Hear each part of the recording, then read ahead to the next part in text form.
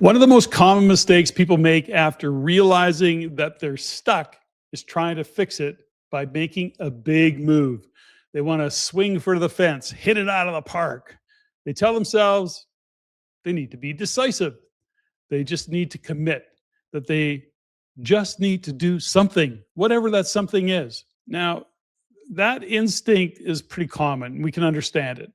But if we dig a little deeper, we can actually see that that move is often wrong. Momentum doesn't come from big, rash, bold decisions. It comes from the right first one, setting the trajectory. Particularly the case, especially after a period of hesitation or of uncertainty, of being stuck. When people feel stuck, they often try to restart the momentum by increasing pressure. And they'll say things like to themselves, I just need to be more decisive. I need to push through this. I just need to commit and get moving and move on. But pressure doesn't resolve uncertainty. It actually amplifies it. So disciplined investors and business owners do something different. They lower the cost of putting motion into action. They don't actually ask themselves, what's the perfect move? They ask, what's the safest next step that moves me forward and that keeps some options open? That's a very different question, isn't it?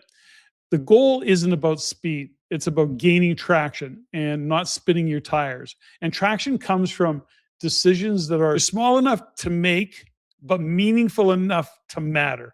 That's the compounding effect of small steps. Now, that could mean reducing your exposure instead of adding to it, slowing down in order to speed up is a common term, but it means something.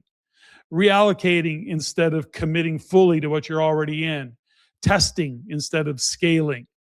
None of those are dramatic. They don't feel dramatic, but they actually restore movement, incremental action steps. Now, another key difference is how disciplined thinkers treat feedback. When momentum has stalled, most people wait for certainty before they act. Disciplined investors flip that. They act to create feedback.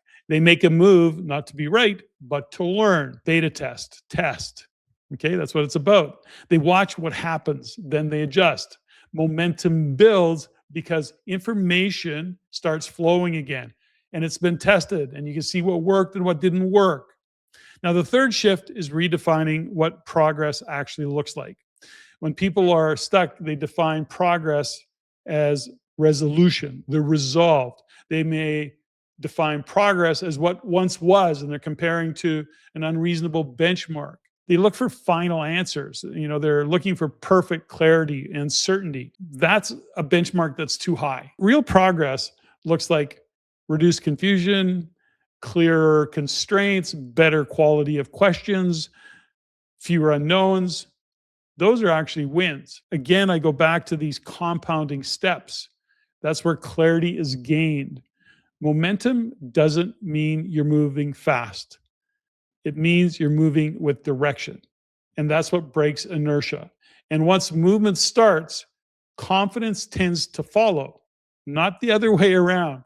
That's the mistake most people make. They wait until they feel confident before they make a move. Disciplined investors know confidence is usually a byproduct of taking the right kind of action. Small, intentional, reversible. That's how momentum starts. Not by forcing a breakthrough, not by swinging for the fence, but by restoring motion without increasing risk. In the next video, I'm going to talk about what happens after momentum returns, because it will. Talk about how to keep it without slipping back into old patterns, because restarting momentum matters. Those are big energy leaks. But sustaining it is where long-term results are built. Now, if this video gave you a little bit of clarity or helped you frame what you're seeing differently, please subscribe to the channel. I share weekly insights on how investors and business owners navigate uncertainty without freezing or overreacting. And if you're noticing shifts in your own environment, I'd like to hear about them. Put it in the comment below. It also helps me frame maybe some of my next conversations. Look forward to seeing you next time.